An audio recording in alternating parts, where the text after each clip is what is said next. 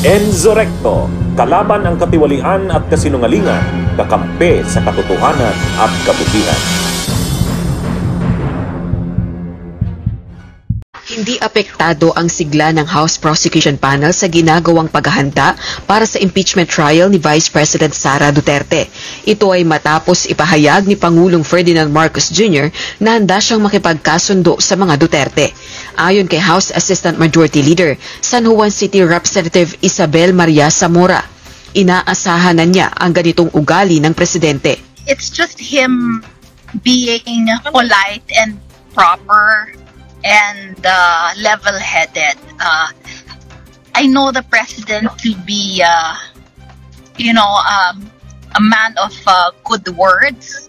So I won't hear vengeful words from him. We will pursue it with the same eagerness, same vigor as before. In fact, I think everyone knows that we have new members in the prosecution after 2 of our members lost, and we are in fact very excited to work with our 2 new members.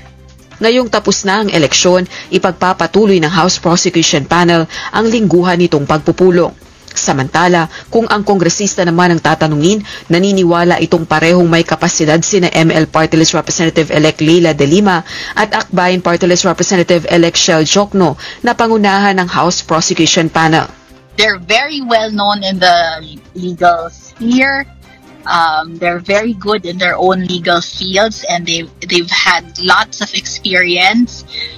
Sabi namin on the lead prosecutor must have a lot of experience in legal practice. So someone who is more senior and who can speak on behalf of all of the prosecutors. Samantala, pumasyal naman si Akbayan Party List Representative-elect Shell Jokno sa House of Representatives hapon ng Miyerkules, May 21.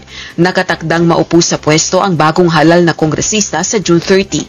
Tumanggi naman itong sumagot ng tanong kaugnay ng imbitasyon sa kanyang maging bahagi ng House Prosecution Panel. Ayon kay House Assistant Majority Leader Isabel Maria Zamora, sa mga nakalipas na pagpupulong ay tinalakay na nila ang assignment ng Articles of Impeachment at nagkaroon na rin sila ng judicial briefs. Nagsagawa na rin sila ng small group discussions, mock trials at consultations sa mga pribadong abogado. Nagkaroon na rin sila ng panayam sa mga testigo at iba pang mga kasamahan para sa trial. Samantala, inaasahan namang magtatalaga ng lead House Prosecutor ang Kamara para sa napipintong impeachment trial ni Vice President Sara Duterte. Gayunman, maisasagawa pa ito sa pagbubukas ng 20th Congress. Magi ang pagtatalaga kina Representatives-elect De Lima at Jokno bilang bagong bahagi ng House Prosecution Panel ay kailangan munang maaprubahan sa plenaryo ng Kamara. Pinaalam na ni Senate President Francis Chis Escudero sa Kamara ang pag-convene ng Senado bilang impeachment court kaugnay ng reklamo laban kay Vice President Sara Duterte. Batay sa kopya ng sulat mula sa opisina ni SP Escudero, nakatakdang mag-convene ang Senado alas 9 ng umaga ng June 3, 2025 para sa issuance ng summons at iba pang kaukulang kautusan. Alinsunod sa rules of procedures ng impeachment trial, ipinagbibigay alam din ng Senate President na nakapagsagawa na sila ng proper order para sa naturang reklamo. Kaugnay nito, handa na anya ang Senado para tanggapin ang prosecution panel ng House of Representatives alas 4 ng hapon ng June 2, 2025. Inaasahan ng Senado na babasahin ng prosecution ang 7 charges sa ilalim ng Articles of Impeachment sa muling pagbubukas ng sesyon sa plenaryo ng Senado.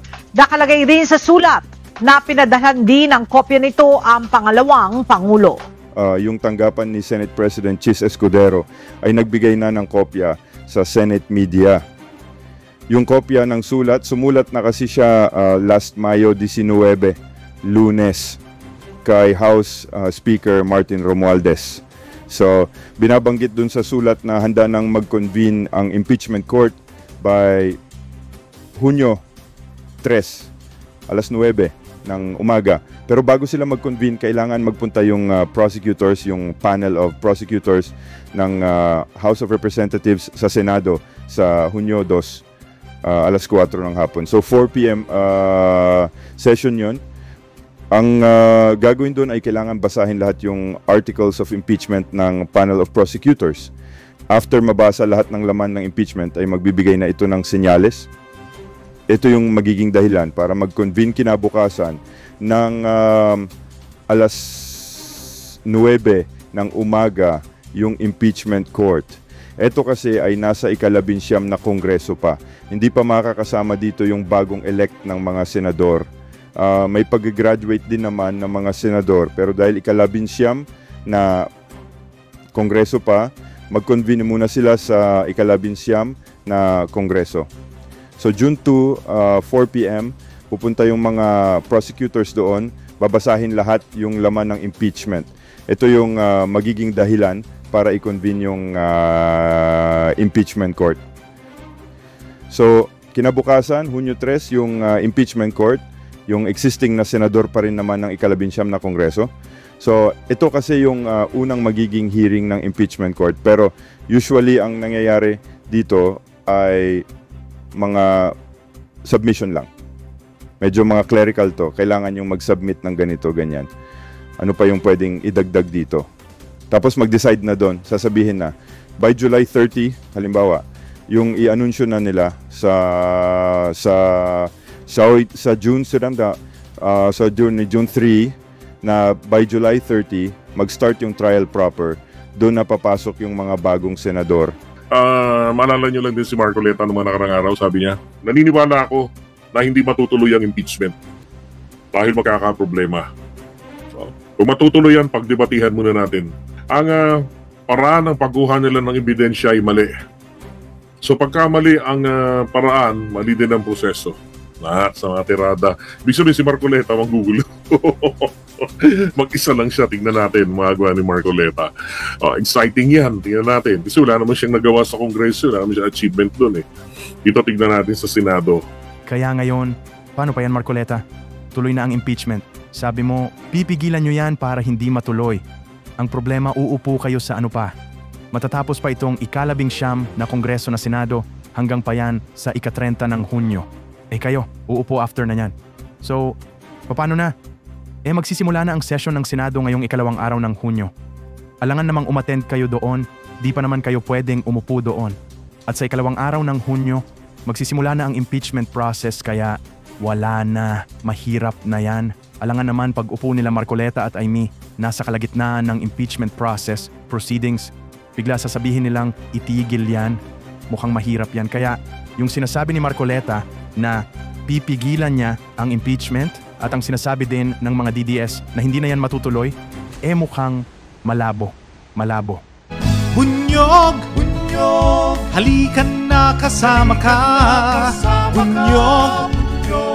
Kapag buklod ay may pag-asa, Luzon, Visayas, Mindanao, isa ang pananaw. Sa bagong Pilipinas ang bunyog isisigaw. Bunyog!